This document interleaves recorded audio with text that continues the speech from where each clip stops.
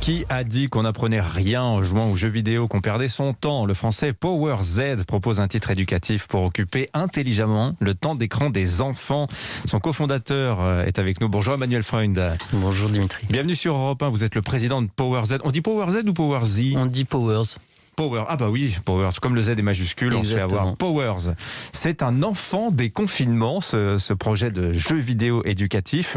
Alors on appelle ça un peu dans le jargon un serious game, un jeu sérieux, l'aspect ludique se mettant au service de l'apprentissage.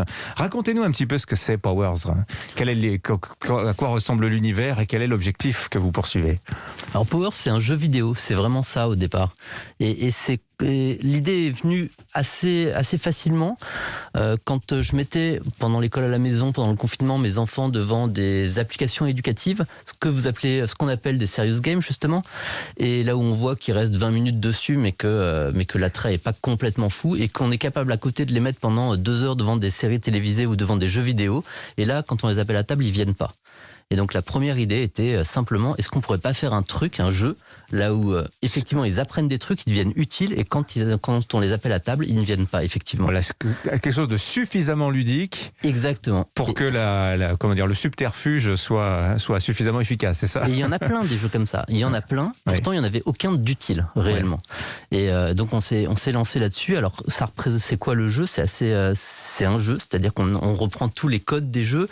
On va pouvoir collectionner des animaux, un peu comme Pokémon. On va pouvoir aménager sa maison, on va pouvoir aménager son jardin, on va comme dans Animal Crossing aussi, un autre titre très célèbre. On va pouvoir partir à l'aventure, explorer des temples, des grandes contrées, et rencontrer plein d'autres. Et on va se faire accompagner un peu à la Walt Disney par un petit dragon, en fait, et qui va être notre compagnon, qui va nous aider dans toutes ces aventures et qui va nous parler au fur et à mesure. Alors graphiquement, le jeu est très beau. Je l'ai téléchargé, je l'ai testé, je l'ai installé et il est vraiment magnifique. Ça fera très plaisir aux artistes, merci. C'est vrai, non mais c'est vraiment, il y a eu le souci vraiment d'un produit joli, parce que c'est vrai que les jeux vidéo éducatifs ont cette tendance des fois, évidemment, pour complaire aux parents, à être éducatifs avant d'être ludiques. Vous avez, alors outre des développeurs, des graphistes, des animateurs, toute l'équipe qui compose habituellement un projet jeu vidéo. Vous avez un conseil éducatif pour vous épauler dans le développement du jeu. Racontez-nous.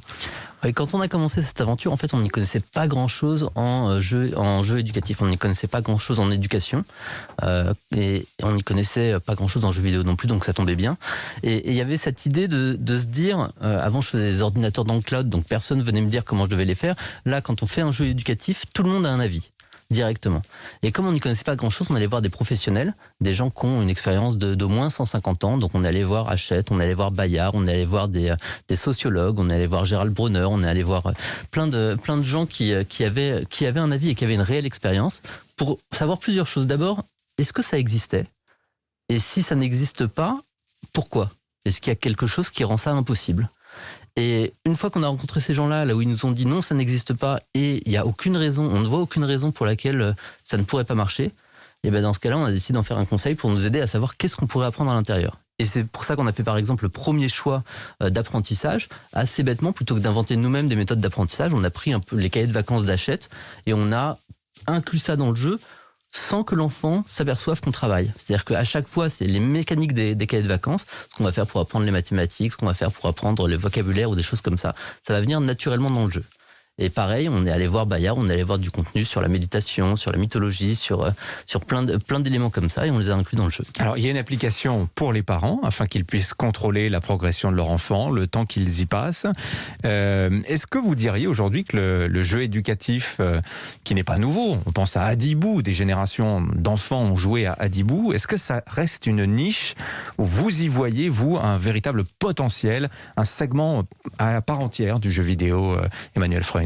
Ouais, c'est assez génial, je pense que vous avez la réponse en fait dans la question. C'est-à-dire que quand on parle de jeu éducatif, les gens pensent souvent à Hadibou. Hadibou, c'était un jeu qui a existé il y a 30 ans, avant même que l'ordinateur soit inventé. Hein. Bon, pas loin, mais c'était pas la mondialisation qu'on connaît actuellement. Il n'y avait pas de réseau internet partout, il n'y avait pas de partage, il n'y avait pas de réseaux sociaux. Et pourtant, toute une génération connaît Hadibou, a été marquée par Hadibou. On pourrait se dire que 30 ans après, on aurait une sorte d'Hadibou sur stéroïde, un truc complètement dingue, avec des casques virtuels, avec un monde fabuleux, avec des millions injectés dans un truc comme ça. Eh bien non, en fait. ce qu'on va avoir, c'est des petites apps pour apprendre, effectivement. Bon, il y en a des très bien, hein. Mais donc oui, je pense qu'effectivement, une sorte d'Adibou sur stéroïde, un vrai jeu. Là, on va apprendre des choses. Ça peut être mondial, ça peut être extrêmement fort, extrêmement utile aussi. Alors, vous venez de collecter 7 millions d'euros cet été auprès de nombreux partenaires, BPI France, vous avez cité Hachette, mais Race Venture, qui est un fonds français de private equity, l'éditeur Bayard. Ça intéresse beaucoup de monde, votre projet. Pour passer un cap, c'est-à-dire du jeu solo, individuel, vous passez maintenant au métavers éducatif. Vous lâchez ce mot de métavers qui a été popularisé par Facebook il y a quelques semaines de cela. Qu'est-ce que vous voulez dire par là ? Quel est le projet ? Je pense que métavers, personne ne comprend à peu près ce que c'est. Nous, les premiers. Hein. Et cette idée de se dire... Donc c'est marketing en fait. Vous dites métavers pour faire parler de vous, c'est ça un peu l'idée ? D'une certaine façon, en tout cas sur les investissements, sur toutes ces choses-là, quand on parle de métavers, il y a des buzzwords, NFT, métavers, des choses comme ça, qui marchent bien et qu'on regarde nous sans y aller directement parce que ça ne nous intéresse pas de faire du marketing. Justement, on fait quelque chose qu'on pense utile, qui est un jeu vidéo éducatif. Maintenant, il y a quelque chose d'extrêmement intéressant qu'on a fait d'abord par hasard et sur lequel on s'est un peu arrêté, c'est de se dire, on a un petit village. On cherchait comment on faisait du multijoueur. Donc on a un petit village là où finalement on pouvait inviter 4, 5, 6 personnes dans son village. Puis très rapidement on s'est dit mais pourquoi une classe pourrait pas être un village, pourquoi un professeur pourrait pas faire un village et pourquoi on pourrait pas faire des événements à l'intérieur. Par exemple Thomas Pesquet qui pourrait venir en direct parler de son expérience dans l'ISS, des choses comme ça, un intervenant parler d'écologie. Voilà, il y a eu Ariana Grande dans Fortnite, et ben vous faites la même chose mais en version éducative avec pourquoi pas Thomas Pesquet ou d'autres. Pourquoi pas, exactement. Et tout d'un coup, ça devient un événement directement dans un univers virtuel. Donc, ce qui est exactement pour nous la définition du métavers. Donc, un événement direct, et là, qui a une vraie utilité, qui n'est pas un truc avec Facebook, avec tout ce qu'on peut imaginer. D'ailleurs, on ne sait pas quoi imaginer. Mais là, on sait à peu près ce qu'on va faire. Voilà, ça s'appelle Powers, P-O-W-E-R-Z. C'est gratuit à installer. Il y a une contribution libre. Si vous voulez donner un petit peu aux développeurs, ils seront ravis du geste. En tout cas, merci d'être venu nous voir, Emmanuel Freund, cofondateur, président de Powers. Bonne journée à vous.